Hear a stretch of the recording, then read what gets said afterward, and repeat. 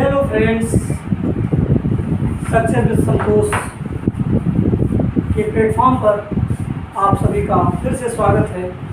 मैं संतोष कुमार श्रीवास्तव आज भारत के भूगोल के साथ उपस्थित हूँ आपके बीच में। आप इसे देखिए, समझिए और कॉन्सेप्ट को समझने की कोशिश कीजिए। मेरा उद्देश्य है कि आपको कॉन्सेप्ट समझ में आए। वैसे सब जानते हैं कि भूगोल पढ़ने का सबसे अच्छा तरीका है मैप से पढ़ना, और हम कोशिश करेंगे कि हम आपको मैप से ही पढ़ाएं। चलिए शुरू करते हैं। आज हम पहला टॉपिक भारत का स्थिति एवं विस्तार।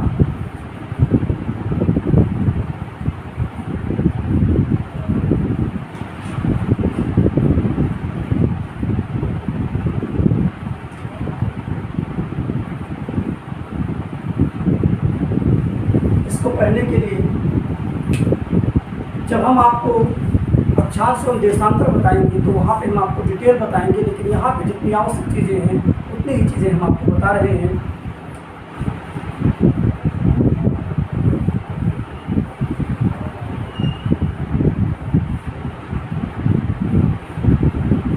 जब हम भौगोलिक संरचना का अध्ययन करते हैं तो जो पृथ्वी के बीचों बीच से होकर जाती है, इसे हम कहते हैं भूमध्य रेखा।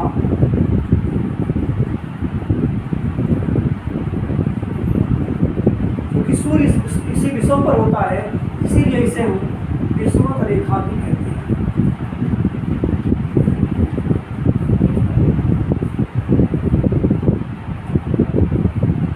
इंग्लिश में इसे हम इक्वेटर कहते हैं। पृथ्वी हमारी अपने अक्षों पर 23.5 डिग्री झुकी हुई है, इसीलिए जहाँ से ये रेखा जा रही है इसके ऊपर के भाग को हम कहते हैं उत्तरी गोलार्ध, और नीचे के भाग को हम कहते हैं दक्षिणी गोलार्ध। क्योंकि हमारी पृथ्वी 23.5 डिग्री अक्ष पर झुकी हुई है, इसीलिए उत्तर में जो अक्षांश रेखा इसे काटती है 23.5 डिग्री, इसे हम कहते हैं कर्क रेखा। और जो साउथ यानी दक्षिणी गोलार्ध में काटती है उसे हम कहते हैं 23.5 डिग्री मकर रेखा। आज हम भारत का अक्षांशीय और देशांतरीय विस्तार समझेंगे। इसी पर हम चर्चा करेंगे कि भारत की स्थिति अक्षांश और देशांतर के रूप में कहाँ है। 23.5 डिग्री कर्क रेखा और 23.5 डिग्री नॉर्थ को कर्क रेखा और 23.5 डिग्री साउथ को मकर रेखा है। इसमें एक और प्रमुख अक्षांश रेखा है जिसे हम कहते हैं 66.5 डिग्री नॉर्थ, और एक है 66.5 डिग्री साउथ। इसे हम कहते हैं आर्कटिक, और इसे हम कहते हैं अंटार्कटिक।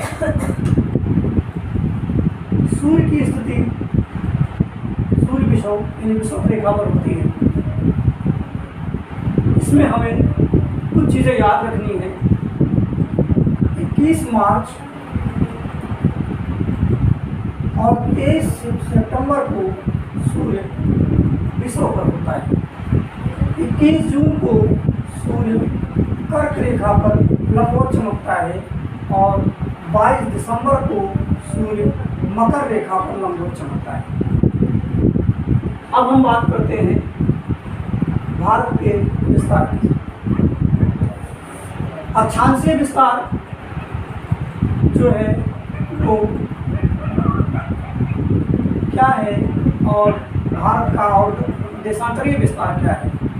जो अक्षांश रेखाएं होती हैं इनके बीच की दूरी तो सदैव बराबर होती है, लेकिन जो देशांतर रेखा होती है ये नॉर्थ से चलकर साउथ तक मिल जाती है। यानी नॉर्थ और साउथ पोल पे इसे हम कहते हैं नॉर्थ पोल, और इसे हम कहते हैं साउथ पोल। यहाँ पे आकर के मिल जाती है। इनकी दूरी हर जगह बराबर नहीं होती है। अब भारत की बात करते हैं हम भारत के अक्षांशीय विस्तार की। तो सबसे पहले तो हम यहाँ पे देखते हैं कि भारत का अक्षांशीय विस्तार है क्या। तो भारत का अक्षांशीय विस्तार समझने के लिए सबसे पहले हम देखते हैं भारत का अक्षांशीय विस्तार। भारत का अक्षांशीय विस्तार है 8 डिग्री 4 मिनट। अब भारत 8 डिग्री 4 मिनट मतलब 0 डिग्री से ऊपर हो गया है। जब 0 डिग्री से ऊपर हो जाएगा तो इसका विस्तार हो जाएगा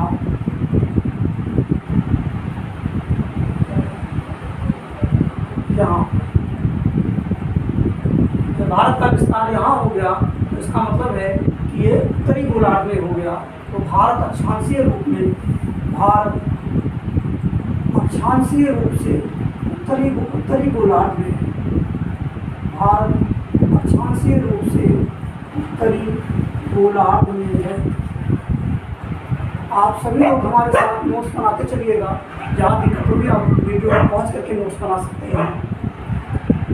इसका अक्षांशीय विस्तार पढ़ रहे हैं तो भारत अक्षांशीय रूप से उत्तरी गोलार्ध में है। मुख्य भूमि पर जो भारत की स्थिति है, मुख्य भूमि पर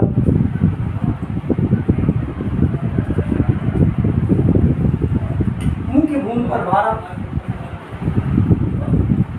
का सबसे दक्षिणी बिंदु 8 डिग्री 4 मिनट पर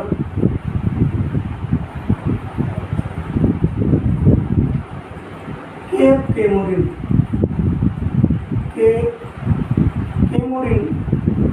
या कन्याकुमारी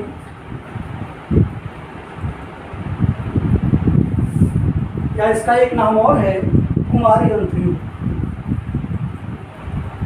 किसी भी नाम से प्रश्न आपसे पूछे जा सकते हैं। अंतरीप, कुमारी अंतरीप है और ये मुख्य भूमि पर है। भारत के 2 दक्षिणी बिंदु हैं। मुख्य भूमि पर तो ये है कन्याकुमारी और जो तमिलनाडु में है, जबकि दक्षिणतम बिंदु इसका 6 डिग्री 45 मिनट। किसी बुक में 6 डिग्री 4 मिनट भी लिखा मिलता है, तो परेशान होने की जरूरत नहीं है। 6 डिग्री 45 मिनट है और इस जगह का नाम है इंदिरा पॉइंट। इसे हम पिगमेलियन पॉइंट भी कहते हैं।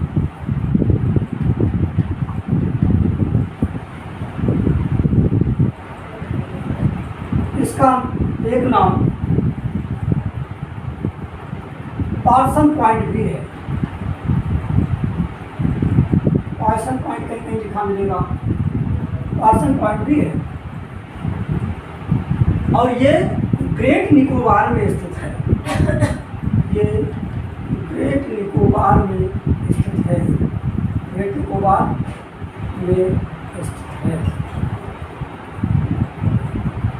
6 डिग्री 45 मिनट। इस तरह से भारत का जो दक्षिणतम बिंदु है वो इंदिरा पॉइंट है।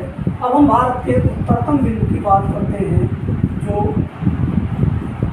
37 डिग्री 6 मिनट है और इसका नाम है इंदिरा कॉल और ये वर्तमान में लद्दाख में है।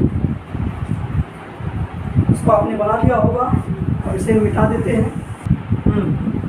तो इसका उत्तरतम बिंदु, सबसे उत्तरतम बिंदु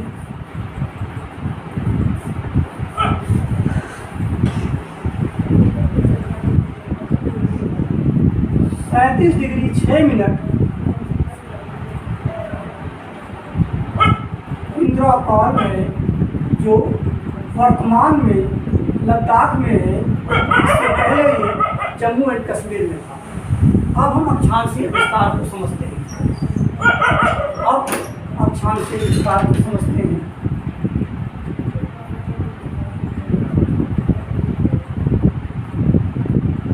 अब देखिए, जब हम अक्षांशीय विस्तार की बात करते हैं तो भारत का जो विस्तार हुआ वो याद रहे, चूंकि ये सब उत्तरी गोलार्ध में है तो हम इसका अक्षांशीय विस्तार 8 डिग्री 4 मिनट नॉर्थ से 37 डिग्री 6 मिनट नॉर्थ रखते हैं।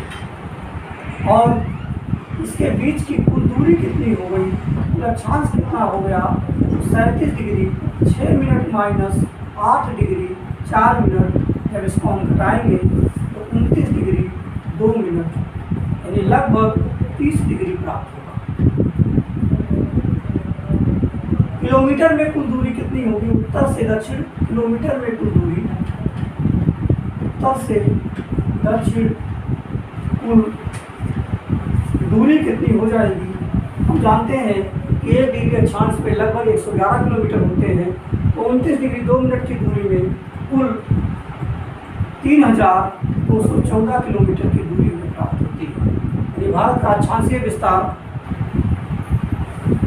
8 डिग्री 4 मिनट नॉर्थ से 37 डिग्री 6 मिनट नॉर्थ तक है, लगभग 30 डिग्री इसका अक्षांशीय विस्तार है और दूरी लगभग 3214 किलोमीटर है उत्तर से दक्षिण की।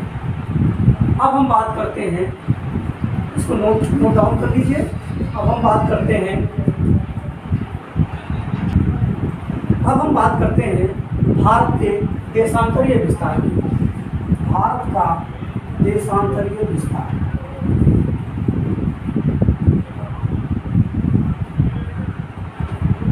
जब हम भारत के देशांतरीय विस्तार की बात करते हैं तो भारत देशांतरीय रूप से पूर्वी गोलार्ध में स्थित है। भारत देशांतरीय रूप से पूर्वी गोलार्ध में स्थित है। याद रहे, अक्षांशीय रूप से उत्तरी गोलार्ध में और देशांतरीय रूप से पूर्वी गोलार्ध में स्थित है, यानी भारत उत्तरी पूर्वी गोलार्ध में स्थित एक देश है। अब हम इसकी बात करते हैं तो ये भारत का सबसे पश्चिमी बिंदु होगा और ये भारत का सबसे पूर्वी बिंदु होगा।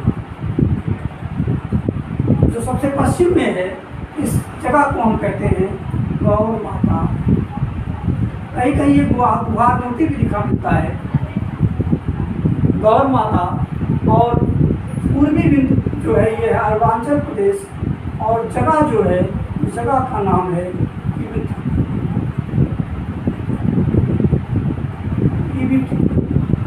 देखिए इसका विस्तार कहाँ से कहाँ तक है, तो इसका विस्तार 68 डिग्री 7 मिनट से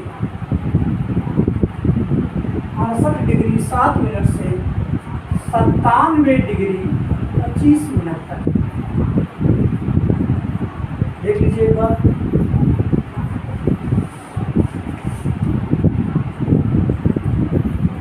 आपने देखा 68 डिग्री 7 मिनट से 97 डिग्री 25 मिनट तक है। इस जगह का नाम हमने क्या बताया आपको, इस जगह का नाम है यहाँ गौर माता, यहाँ है टिबेट। ये गौर माता जो है ये कहाँ है, तो इस गौर माता की बात करेंगे तो ये सरक्रीक के पास है। कभी आपसे प्रश्न पूछ सकता है सरक्रीक के नाम से भी, और सरक्रीक में ही एक नारायण सरोवर है, ये नारायण सरोवर के नाम से भी प्रश्न आपसे पूछा जा सकता है। अब हम देशांतरीय विस्तार हमने बताया, तो देशांतरीय विस्तार हम कैसे लिखेंगे, देशांतरीय विस्तार इसका क्या हो जाएगा, इसका देशांतरीय विस्तार हो गया। याद है ये ईस्ट में है तो ये ईस्ट से ईस्ट ही लिखा जाएगा, तो इसका देशांतरीय विस्तार हो गया 68 डिग्री 7 मिनट ईस्ट से 97 डिग्री 25 मिनट ईस्ट तक, यानी कुल देशांतरीय दूरी कितनी हुई। जब इसकी हम बात करते हैं तो कुल देशांतरीय दूरी हो जाएगी 97 degree 25 minute minus 68 degree 7 minute, और ये कुल हो जाएगा 29 डिग्री 18 मिनट, यानी लगभग 30 डिग्री। इतना याद रहे, हमने देखा था कि अक्षांशीय विस्तार में भी लगभग 30 डिग्री आया था और देशांतरीय विस्तार में भी लगभग 30 डिग्री आ रहा है। इसीलिए भारत की आकृति समचतुष्फलकीय है। यहाँ से हमने क्या देखा कि भारत की आकृति कैसी है, भारत की आकृति समचतुष्फलकीय है। भारत की आकृति समचतुष्फलकीय है, समचतुष्कोणीय भी कह सकते हैं इसको। अब हम बात करते हैं इन दोनों के बीच का जो अंतर है किलोमीटर में। तो देखिए, हमने बताया था कि अक्षांश के बीच की दूरी तो बराबर होती है, लेकिन देशांतर के बीच की दूरी हर जगह बराबर नहीं होती है। इसलिए इसके बीच की दूरी में विसंगतियाँ भी आ जाती हैं। लगभग 30 डिग्री होते हुए बीच में कुछ दूरी कम है। तो पश्चिम से पूरब की कुल दूरी, पश्चिम से पूरब की कुल दूरी कितनी है? तो ये कितना है? लगभग 2933 किलोमीटर। 2933 किलोमीटर जो दूरी है, ये कमी क्यों आ गई?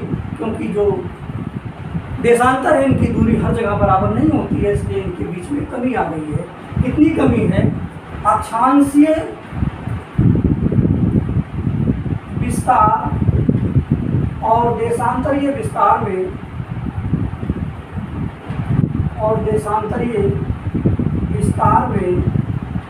कुल कमी जो है ये 281 किलोमीटर की है, जो लगभग नगण्य मानी जाती है।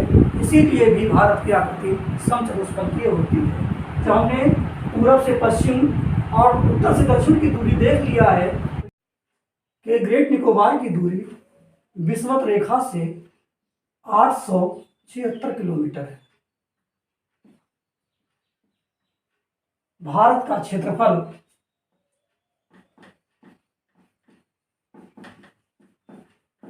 32,87,263 वर्ग किलोमीटर है, जो विश्व के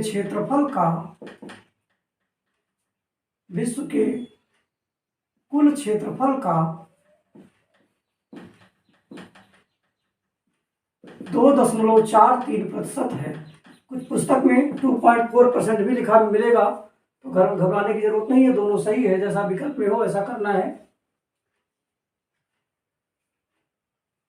भारत विश्व का क्षेत्रफल में 7वां बड़ा देश है।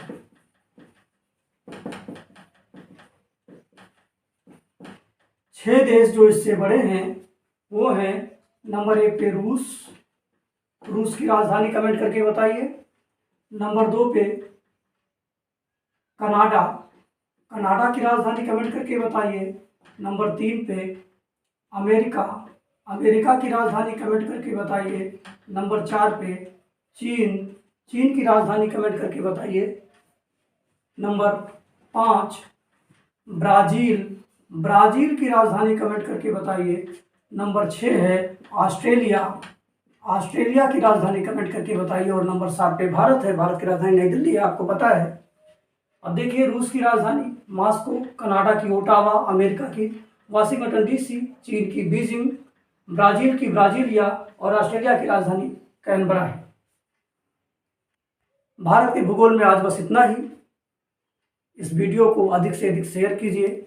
जो सब्सक्राइब नहीं किए हैं वो सब्सक्राइब कर लें, लाइक करें, साथ ही साथ बेल आइकन के बटन को दबा दें, जिससे नोटिफिकेशन आपको मिलता रहे। धन्यवाद।